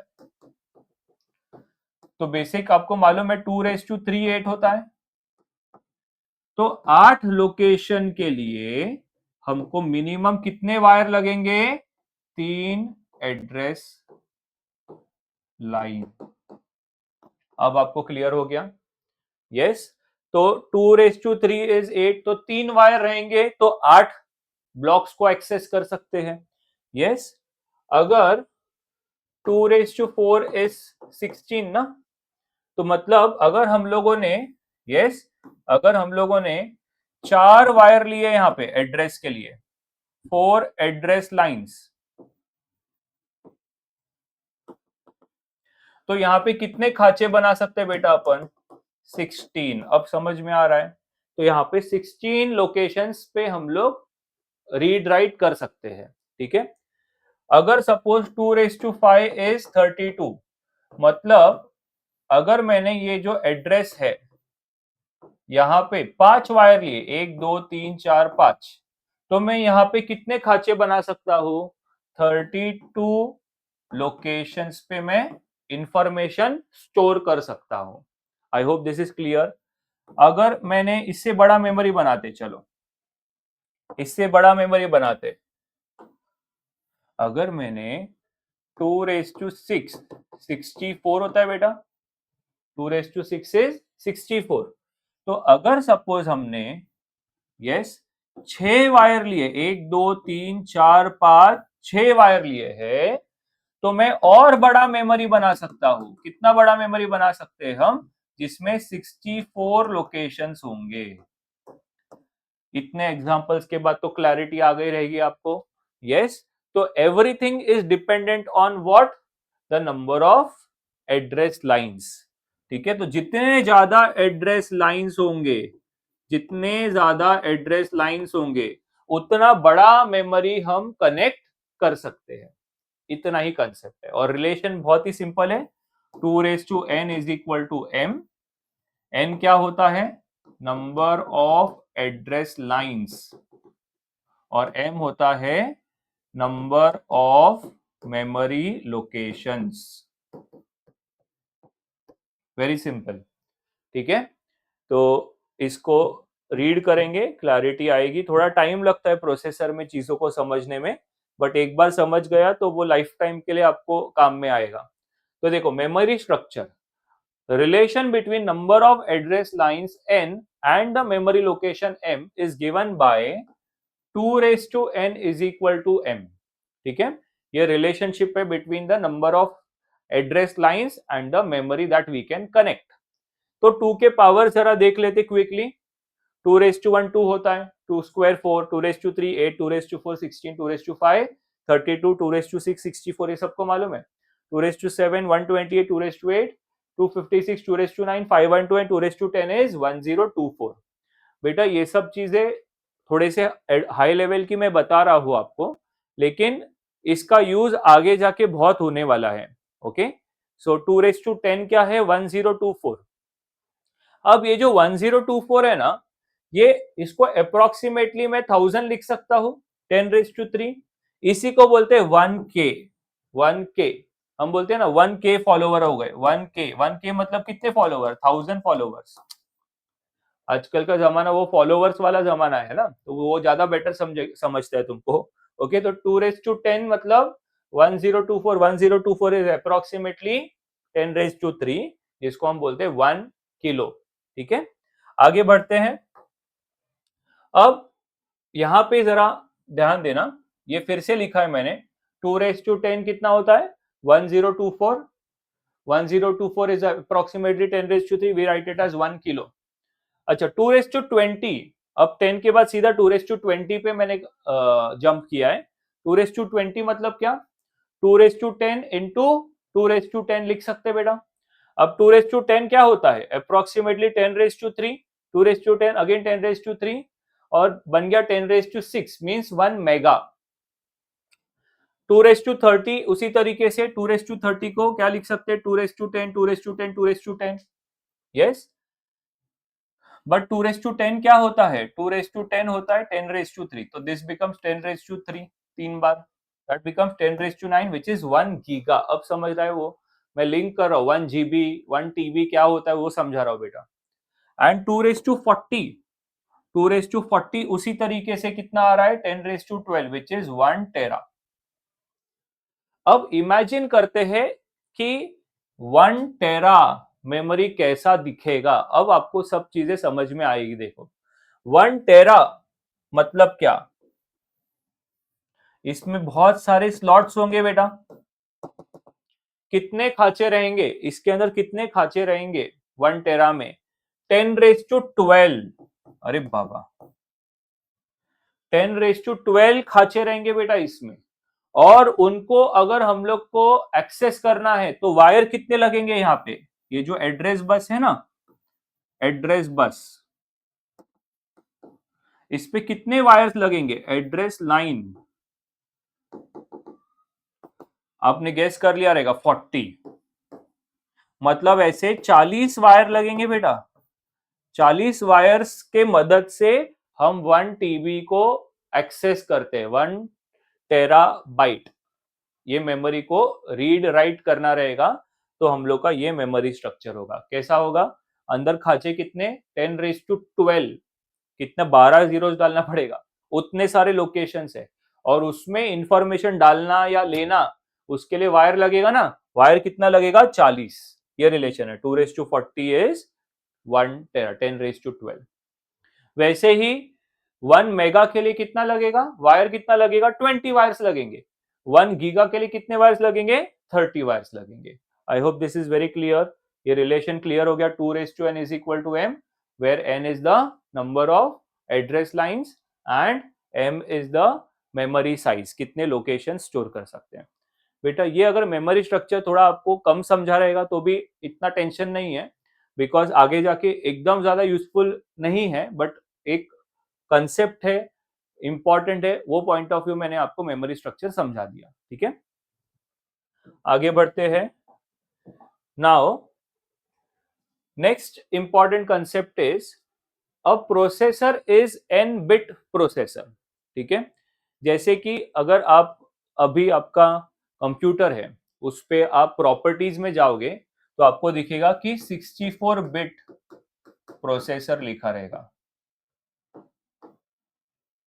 ये 64 बिट प्रोसेसर लिखा रहेगा, तो उसका मीनिंग क्या, वो क्या सिग्निफाई क्या करता है, 64 बिट प्रोसेसर का मतलब क्या होता है एग्जैक्टली। तो 64 बिट प्रोसेसर का ये मतलब होता है कि अंदर का जो ALU रहेगा ना, वो 64 बिट साइज का रहेगा। ओके, 64 बिट का ALU रहेगा अंदर। तो मैं इसको समझाता हूं एक सिंपल एग्जांपल से कि 8085 हमको करना है। हमको क्या करना है, 8085। तो 8085 क्या है, 8 बिट प्रोसेसर है। 8085 क्या है, 8 बिट प्रोसेसर है। 8 बिट प्रोसेसर का मतलब वो एट अ टाइम, ये 8 बिट हो गए, देखो उसको कोई दूसरे 8 बिट से ऐड करके आंसर बना सकता है। आई hope this is very clear. देखो ALU is n bit, that is ALU can perform n bit operations simultaneously। अगर अपना प्रोसेसर 8 बिट का है तो वो दो 8 बिट के नंबर्स को ऐड सब्ट्रैक्ट एक ही साइकिल में कर सकता है, एक ही साथ कर सकता है। ठीक है, जैसे कि अगर मैं बोलूं कि 8086 जो इसके बाद का प्रोसेसर था वो 16 बिट का है, वो 16 बिट का था। 8086 जो प्रोसेसर था इसके बाद वो 16 बिट का था, मतलब बेटा इसका कैपेसिटी डबल हो गया। ऐसा 8 बिट नहीं, 16 बिट का नंबर, एक 16 बिट का नंबर जरा ट्राई करता हूं लिखने, 1010 111101।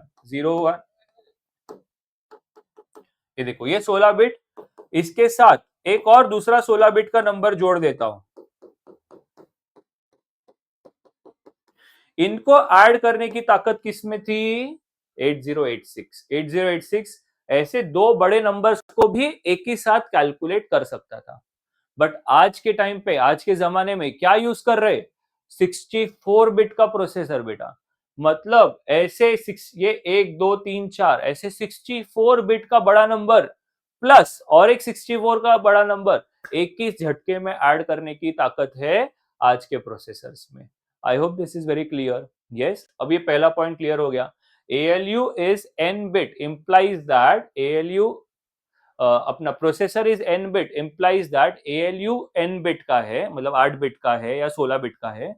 That is ALU can perform n bit operations simultaneously. मैंने जनरल लिखा है, n मतलब 64 भी हो सकता है, 8 भी हो सकता है, 16 भी हो सकता है।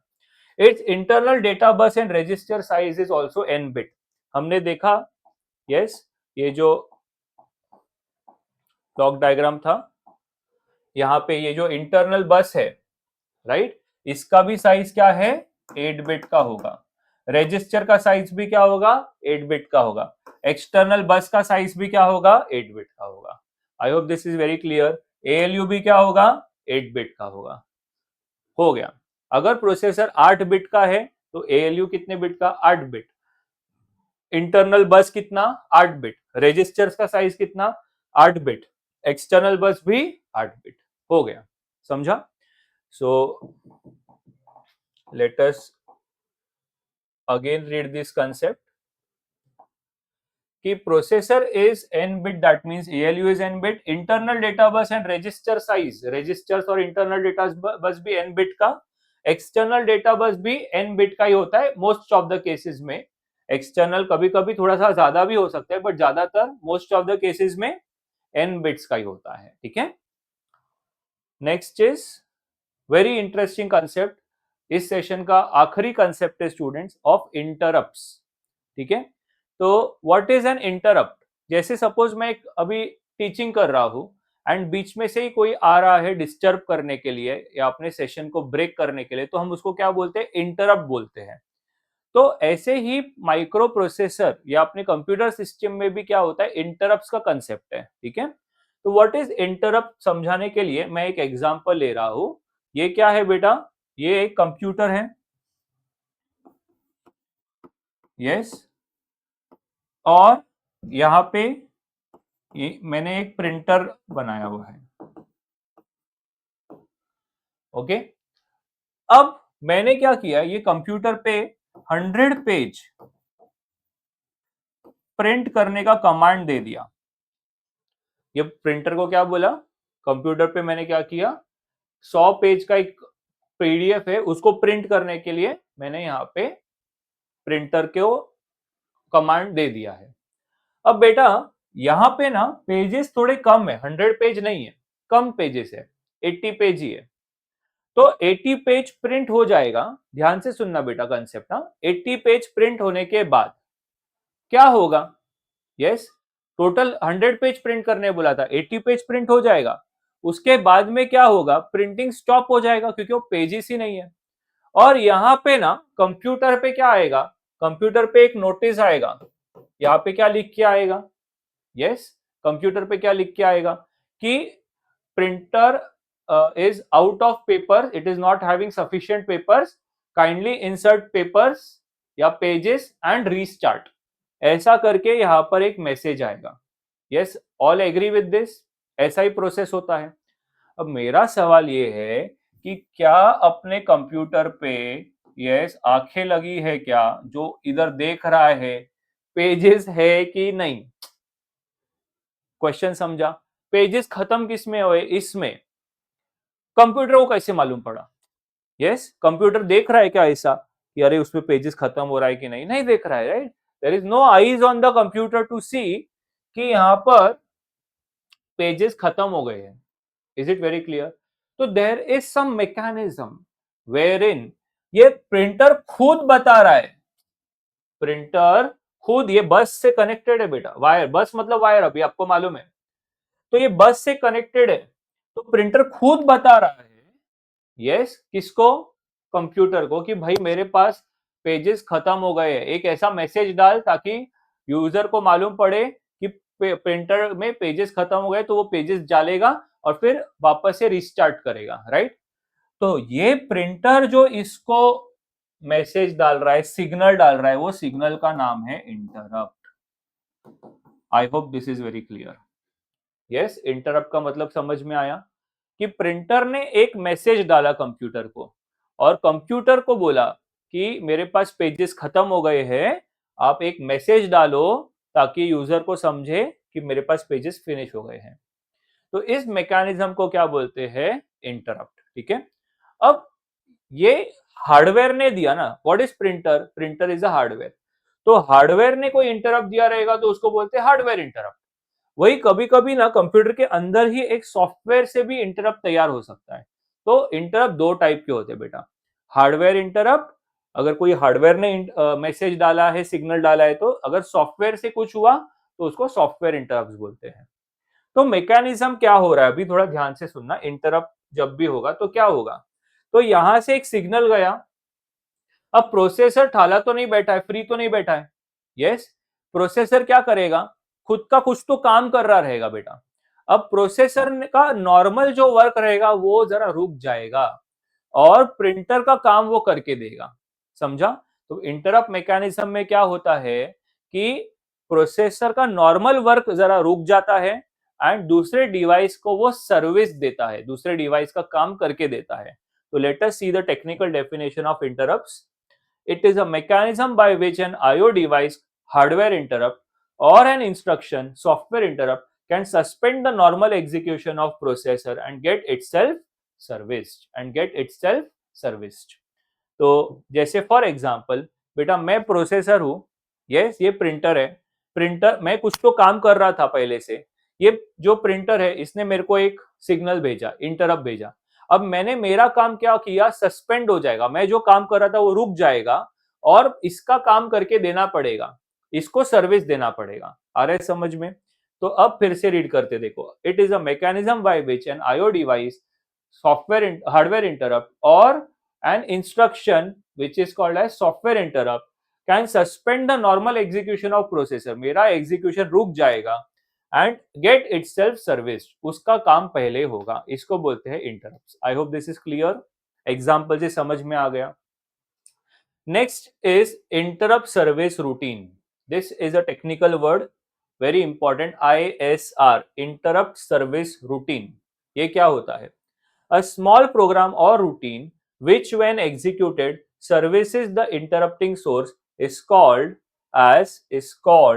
as ISR. Okay? अब मैं आपको डिटेल में बताता हूं, ध्यान देना। सपोज दैट ये प्रोसेसर है, ओके, ये प्रिंटर है। प्रिंटर ने क्या दिया, इसको इंटरप्ट किया। जैसे ही इंटरप्ट किया ना, इंटरप्ट के भी नंबर होते बेटा, इंटरप्ट नंबर 1 2 3 4 ऐसा। तो प्रिंटर बताएगा कि उसको पेज खत्म हो गए हैं, तो पेज खत्म होने वाला इंटरप्ट का नंबर होगा 1, पेज फिनिश्ड। यस, तो जैसे इंटरप्ट नंबर 1 मिलेगा इसको, प्रोसेसर को, तो प्रोसेसर क्या करेगा, एक प्रोग्राम एग्जीक्यूट करेगा। वो जो प्रोग्राम है ना, वो प्रोग्राम को बोलते हैं ISR, interrupt service routine. Routine का मतलब आपको मालूम है, प्रोग्राम होता है। तो जैसे ये ISR एग्जीक्यूट हो जाएगा तो क्या होगा कि स्क्रीन पे डिस्प्ले होएगा कि no page in printer, kindly insert page and restart the printing. ठीक है, फिर से समझाता हूं मैकेनिज्म। प्रिंटर ने इंटरप्ट किया, यस, कौन से नंबर का इंटरप्ट किया, पेज फिनिश्ड वाला इंटरप्ट किया। जैसे ही इंटरप्ट इसको मिला, प्रोसेसर क्या करेगा, एक कोड रन करेगा। वो कोड का नाम क्या है, ISR, इंटरप्ट सर्विस रूटीन। वो ISR रीड कर एग्जीक्यूट करने के बाद क्या होगा, मॉनिटर पे एक मैसेज आ जाएगा कि कंप्यूटर में कोई पेज नहीं है, वो पेजेस इंसर्ट करो एंड रीस्टार्ट करो। आई होप दिस इज क्लियर। वही लिखा हुआ है यहाँ पर, इंटरप्ट सर्विस रूटीन, एक्चुअली इसी से आ जाता है ये डेफिनेशन। रूटीन का मतलब क्या होता है, programme, a small program or routine which when executed, वो एग्जीक्यूट होने के बाद क्या होगा, सर्विसेज द इंटरप्टिंग डिवाइस। उल्टा रीड करो, एक ऐसा प्रोग्राम जो एग्जीक्यूट होने के बाद प्रिंटर का काम हो जाएगा, सर्विस करके देगा, उस कोड को क्या बोलते हैं, ISR। ठीक है, तो देखो, small program or routine which when executed services the interrupting device, services the interrupting source is called as ISR। ठीक है, नेक्स्ट इज, दो टाइप के इंटरप्ट होते हैं। Last part of this lecture, basics of microcontroller, microprocessor चल रहा है बेटा। प्रोसेसर में जो भी इंपॉर्टेंट टर्म्स है, 15 पॉइंट का आज डिस्कशन हुआ है, ऑल आर वेरी इंपॉर्टेंट, ध्यान से सुनना। सो इंटरप्ट दो टाइप के होते हैं, एक होता है वेक्टर्ड, नॉन वेक्टर्ड, और दूसरा होता है मास्केबल, नॉन मास्केबल। पहले ये मैं बता देता हूं। अगर सपोज कि मेरे को, मैं प्रोसेसर हूं, एक प्रिंटर ने मुझे एक इंटरप्ट किया, अब वो इंटरप्ट का प्रायोरिटी लेस होगा, कम होगा, तो मैं उसको बोलूंगा कि मैं अभी नहीं एग्जीक्यूट करूंगा, बाद में करूंगा, तो उसको बोलते हैं मास्केबल इंटरप्ट। मास्केबल इंटरप्ट का मतलब क्या होता है, अगर इंटरप्ट को रोक सकते हैं, यस, तो उसको बोलते हैं मास्केबल। अगर इंटरप्ट को रोक नहीं सकते, अर्जेंट इंटरप्ट है, तो उसको बोलते हैं non maskable. For example, suppose that I am taking a lecture, okay, and lecture के बीच में से ही कोई स्टूडेंट एंट्री कर रहा है, तो मैं उसको रोक सकता हूं कि बेटा अभी नहीं, थोड़ी देर बाद आ, I am teaching an important concept, तो उसको बोलते हैं मास्केबल इंटरप्ट।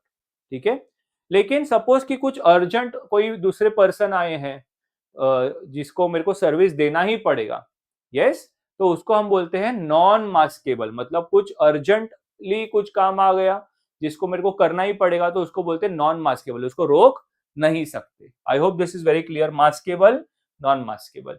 तो देखो, if the programmer has the ability to mask, मतलब रुका सकता है, स्टूडेंट को रुका सकता है, एंड अनमास्क, थोड़ी देर बाद अलाउ भी कर सकता है अंदर आने के लिए, तो उसको बोल of a particular interrupt it is called as maskable, else it is called as non maskable. I hope this is very simple. Example से समझ में आया?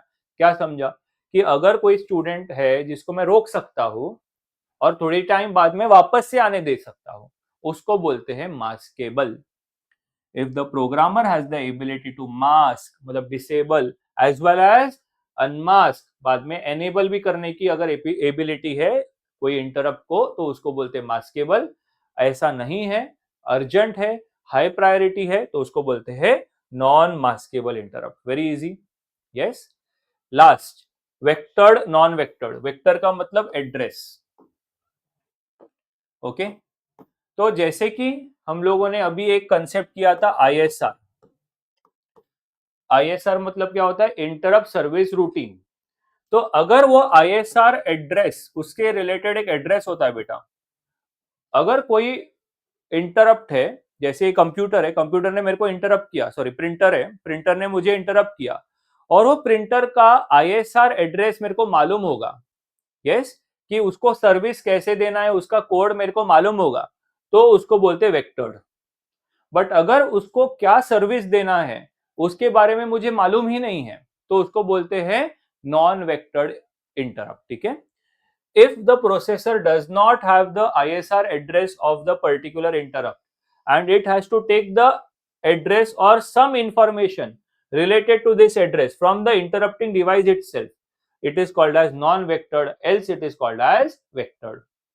जैसे कि इधर वापस आते हैं, प्रिंटर ने इंटरप्ट दिया, इंटरप्ट नंबर 1। इंटरप्ट नंबर 1 देने पे प्रोसेसर ने क्या किया? ISR एग्जीक्यूट कर दिया, राइट। तो ये एग्जांपल हो गया वेक्टर्ड का। आ रहा है समझ में? बट अगर ये ISR के बारे में प्रोसेसर को मालूम ही नहीं है, तो वो प्रोसेसर प्रिंटर को बोलेगा, अरे तूने जो इंटरप्ट किया उसके बारे में मेरे को कोई आइडिया नहीं है, तो तेरा ISR के बारे में दे, मेरे को ISR एड्रेस दे, कुछ तो इंफॉर्मेशन दे, तब मैं तेरे को सर्विस दूंगा। तो अगर सपोज ऐसा ISR एड्रेस कुछ मालूम नहीं है, तो उसको बोलते हैं नॉन वेक्टर्ड। बट अगर ISR एड्रेस मालूम है तो उसको बोलते हैं वेक्टर्ड। ठीक है। सो ये देखो, if the processor does not have the ISR address, उसके पास ISR एड्रेस नहीं है, एंड अगर नहीं है तो क्या करेगा फिर? वो प्रिंटर को बोलेगा, भाई तेरा ISR एड्रेस दे या कुछ तो इंफॉर्मेशन दे, तभी मैं तेरे को सर्विस कर सकता हूँ, नहीं तो मैं तेरे को सर्विस नहीं कर सकता। तो does not have the ISR address of the particular interrupt and it has to take the address or some information related to this address from the interrupting device itself, printer से ही information लेना पड़ेगा, तब उसको हम बोलते हैं non vectored interrupt. Yes, else उसको क्या बोलते हैं? वेक्टर्ड। अगर ऐसा नहीं है, उसके बारे में सब मालूम है, तो उसको बोलते हैं vectored interrupt. I hope this is very clear. Yes. तो बेटा पहला सेशन है, शायद थोड़ा सा डिफिकल्ट गया रहेगा, आप वीडियो को बार बार देखो इसको समझने के लिए। ये सब कंसेप्ट है, ये कंसेप्ट जो आज किए वो कहीं पे लिखना ज्यादा नहीं होगा, कोई अपने को रट्टा नहीं मारना है, कोई बाय हार्ट नहीं मारना है, बट ये टेक्निकल टर्म्स है। आगे जाकर के आपको कंप्यूटर्स में जो प्रोसेसर आगे बढ़ेंगे तो वहां पे टेक्निकल वर्ड्स आएगा कि ये वेक्टर्ड इंटरप्ट है, मास्केबल है, नॉन मास्केबल है, तो उसका मीनिंग मालूम होना चाहिए। मास्केबल नॉन मास्केबल तो बहुत इजी था कि अगर सपोज हम लोग किसी को रुका सकते, कोई इंटरप्ट को रुका सकते तो मास्केबल, नहीं रुका सकते तो non maskable. Vectored non vectored भी थोड़ा ध्यान से समझोगे तो बहुत इजी है। अगर जो भी डिवाइस ने इंटरप्ट किया है उसका ISR एड्रेस मालूम होगा, उसका उसको सर्विस क्या देनी है उसके बारे में हमको मालूम होगा, तो उसको बोलते हैं वेक्टर्ड। बट अगर सपोज जो भी डिवाइस इंटरप्ट कर रहा है, वो जो इंटरप्ट आया उसके बारे में मेरे को आइडिया ही नहीं है, तो मैं उसी को बोलूंगा ना, कुछ तो इन्फॉर्मेशन दे मेरे को तभी मैं तेरे को सर्विस दूंगा, उस केस को हम बोलते हैं नॉन वेक्टर। ठीक है। So I hope this is very clear. Make a note of this. आज जो भी किया उसको आप नोटबुक में प्रॉपरली लिखो and be ready for my next lecture. चलो बाय बाय।